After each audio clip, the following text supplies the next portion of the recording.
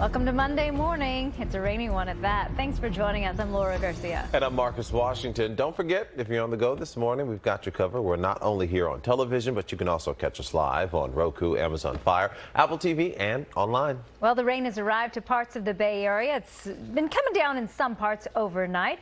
Been waiting for a little bit of a March miracle. This is Storm Ranger at it this morning, scanning the skies. And we have team coverage for you this morning. Today in the Bay's Bob Redell, live for us in the South Bay.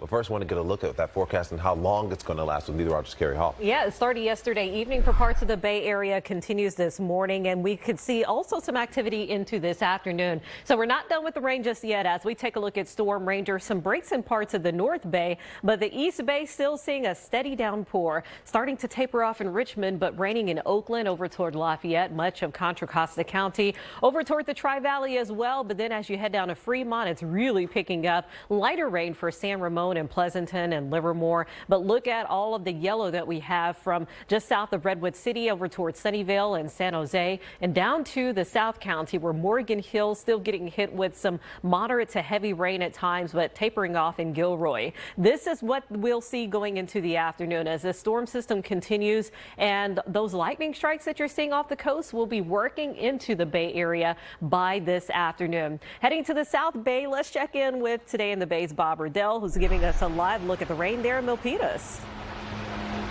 Yeah, good morning to Kari. We're right off 880, and you last saw us an hour ago. It was drizzling. We're definitely more of a downpour right now. The rain definitely picking up and echoing what you were saying, where you're seeing it on the radar in Fremont. Of course, we're in Milpitas. We're just right next door to that heavy rain activity you're seeing right now. This is video from a couple of hours ago as we were heading southbound on 680, transitioning to 880 to get over here to Milpitas, driving through Fremont. I show you this just to remind you, if you're headed out on the roads today, the roads are slick. It's been a while since we've had this kind of rain, so there might be some oil buildup that's going to make the roads even slicker as the water lifts those oils. So you want to watch your speed and, of course, watch your distance compared to the driver in front of you. Remember, the speed limit is the fastest you're allowed to go as conditions warrant. So if it says 65 but it's raining out, maybe you should take that into consideration and take your foot off the gas a little bit.